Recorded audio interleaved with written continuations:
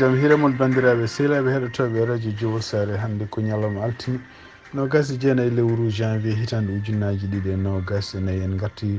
présentant ɗon habaruji moɗon e ɗemgal Pulaar. Titre uji men ɓurdi mawnude oɗo journal ko toon to États-Unis puɗɗoɗon hono kanko président Joe Biden ene wayno ko ñalawma o foof ñalli koye yimɓe conseil ji makko toon to ɓe mbiyata situation room. ɗum noon ko ƴewde hol peeje ɗi o jogui kanko hoore makko e yoɓtade walla kanko hoore makko fiitade hono ɓeeɗo en yanɓe toon e yimɓe amérique naɓe base uji men toon to frontiére hakkude Syrie e Jordanie mbaɗi toon yimɓe tato hono toon kadi to États-Unis ene tumnade kadi habaruji gomriɗi toon to juge goto biyeteɗo lutek o wi wonde ko ene wayno ko cour suprême mo États-Unis no foti wadde feeje foof ko yaaci hono kanko Donald Trump ittamo e liste uji wiide wonde ko wawa wonde e jogade place laamu caggal bonneji ɗi o waɗi toon to congrès hitande ujunnaji nogas e goho. Habaruji men international puɗɗoɗon ko toon to Niger e tumnade kadi ko Sénégal windi hono janngo waɗi toon to banggue hirnage leydi ndi e ɗum noon nogas ɗiɗi neɗɗo maayi hen mais ɗum noon kadi ari ko caggal nde kamɓe ɗeɗo leyɗe tati Burkina Faso Mali e Niger nde ɓe kolliti wonde fedde CEDEAO ɓe natti jeeyede hen ma en jaa toon Sénégal kadi ƴeewen hono kamɓe ancien parti Pastef holko ɓe kalata e wotoji baɗɗoji e hitande ujunnaji ɗiɗi nogas nayyi ɗum noon ko ñande nogas joyi lewru février école kadi koɓe cikki ma kaw kamɓe jogori gagnade cakkitorɗen ko fate coftal ɓalɗi men mbawi jokkodirde e Foutanke Diaw o wawa rokkuden kadi holko ñalli toon to Côte d'Ivoire. ɗum noon ko ene wayno ko hako wattuno haqqille hande match Mauritanie ene wonde Cap Vert e match kadi Sénégal e Côte d'Ivoire. ɗum noon ƴeewen Foutanke Diaw beele ne wawa ruttinade hen ko ɗum woni titre uji men ɓurɗi mawnude oɗo journal ma en gara détuji muɗum joni joni.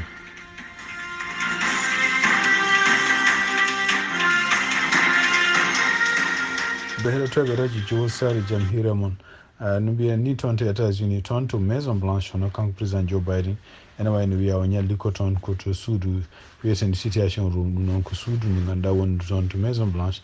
kamɓe président ji fof so tawi ɓe mbaɗa gueɗe ɓe jana e leydi janadi walla ɓe jana e ko toon ɓe dandata kadi o ñaldi toon koye conseil ji makko e ɗiɗon conseil ji ne jeeya hen hono ministre toppitiɗo ko fati défense leydi ndi hono Lloyd Austin ene jeeya hen kadi yimɓe woɗɓe hewɓe ko fati e guerre uji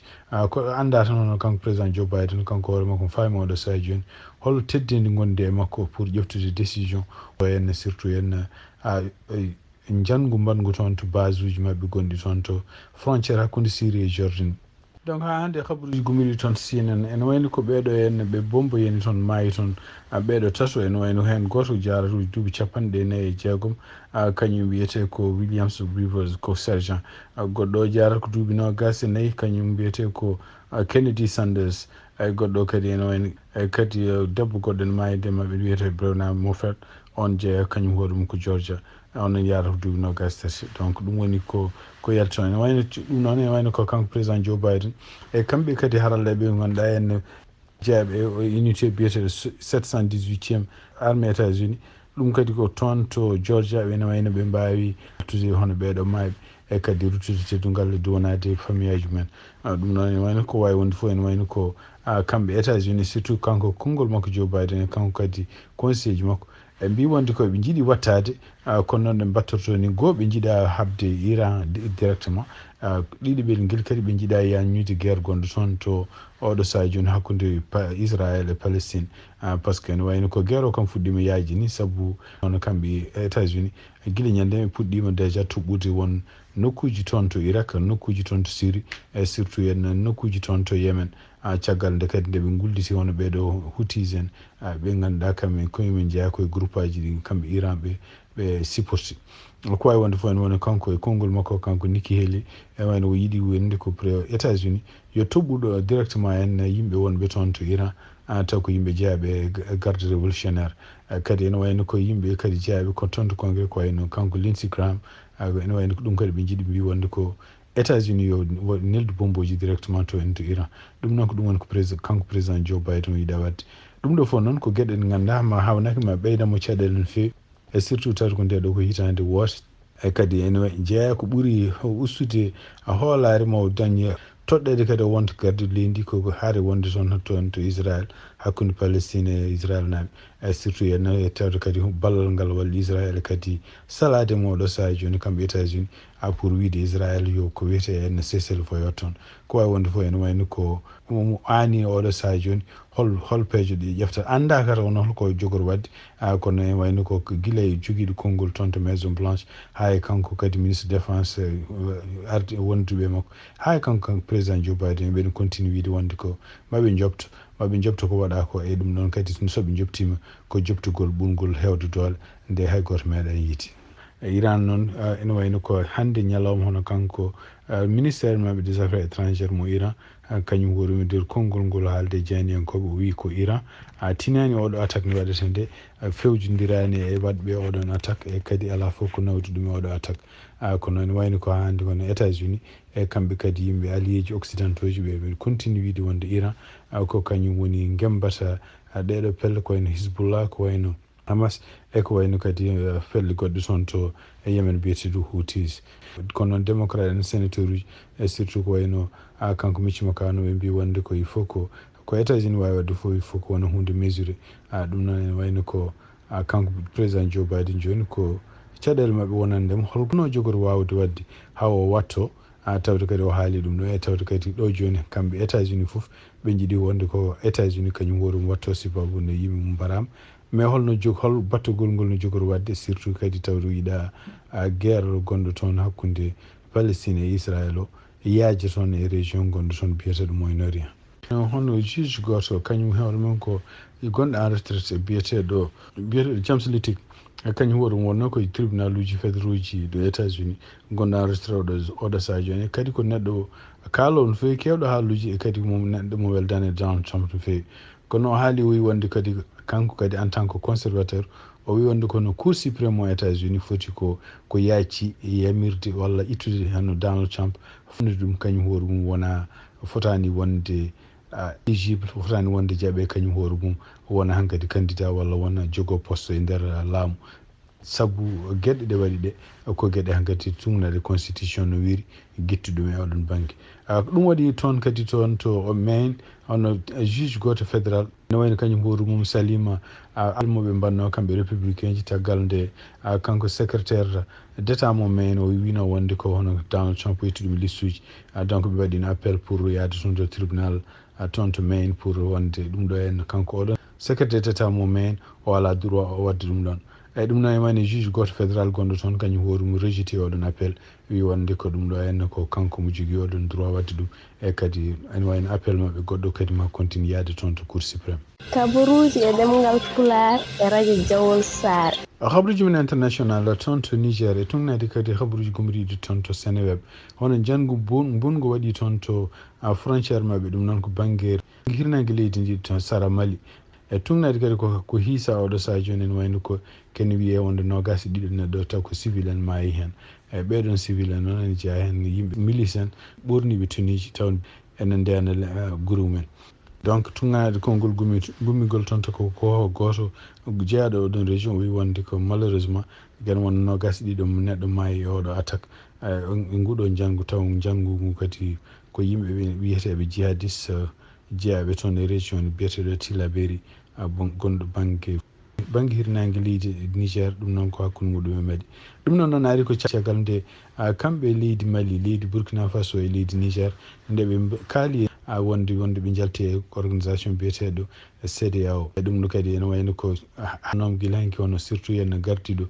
commission oɗon organisation wi wonde ko d' abord kamɓe organisation ɓe keɓani d' abord notification walla dinare officiel ummade e ɗeɗo leyɗele tati ɗum noon hannde tunnade habruji gumiri toon hono kamɓe Mali e Burkina Faso ene wayno ɓe nder konnguɗi jaltuɗe ministére des affaires étrangères mo leydi Mali ɓe mbi wonde ɓe kolli wonde ko ɓe mbawi neldude lettre uji taw ko lettre uji officiel toon to CEDEAO pour wonde ɓe jalti fedde CEDEAO ɗum noon ko ɗum woni ko yalti toon e habruji gumiɗi toon to Seneweb kadi nan winda toon e radio France international toon to Sénégal e tunnade habruji gumriɗi toon to radio France international hono ancien parti biyeteɗo PASTEF ene wayno konngol kanko biyeteɗo Birame Souleye Diop o wi wonde nde o haaldi ɗum e radio France international o wi wonde woteji garoji ɗi so hawnaki kamɓe eɓe ɗaɓini kamɓe pastef maɓe keɓi 71% yimɓe votanaɓe ɗum noon maɓe keɓi majorité ko yimɓe wotanaɓe kamɓe ɓeɗo en no haaliri ni wowi wonde ko oɗo saha joni hono candidat pastef ko biyeteɗo Bassirou Diomaye Faye kañum hoore mum ene wayno ko neɗɗo mo Ousmane Sonko ƴeftuno ene wayno wi wonde ko hay sinno ko Diomaye Faye kañum hoore mum hay sinno kanko Bassirou Diomaye Faye kanko hoore makko woni ko nder kaso oye ɗum haɗataɓe kamɓe gagnade wotoji nde journaliste uji noon namdima ho wi holno neɗɗo gonɗo kaso holno waɗirta campagne holno kadi gagnito woteji o rokki yeru o wi wonde ko toon to Brésil ene wayno ko biyeteɗo Lula kañum hoore mum woni meeɗi wonde kaso waɗi campagne uji muɗum e kono noon e wayno caggal muɗum continue wadde campagne mum hande woppa ko kañum joni woni ardi leydi toon to Brésil ɗum ɗo fof wi wonde ko wawi wonde fof ene wayno ko kamɓe parti lundo e surtout ene kamɓe parti pastef oɗo saha joni ene wayno koɓe ɗaɓini ko kamɓe jogori gagnade wotoji garoji ɗum noon ko ñande 25 lewru février toon to Sénégal. bandiraɓe sehilaɓe heɗotoɓe radio Diow Sare cakkitorɗen habaruji meɗen international ko jokkodirde Foutanki Diaw o waɗan en résumé hono coupe d'Afrique des nations hannde holko kewi toon to Côte d'Ivoire ɗum noon Foutanki Diaw bisimilla maɗa.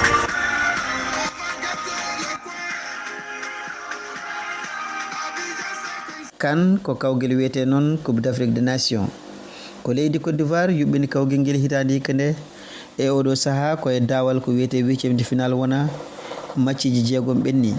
match gadano wonno hakkude leydi Angola e leydi Namibie ko leydi Angola samteɓe 3-1 Angola yaɓani quart de final match ɗimmo wonno ko hakkude leydi Nigéria e leydi Cameroun ko leydi Nigéria samteɓe 2 e ndiga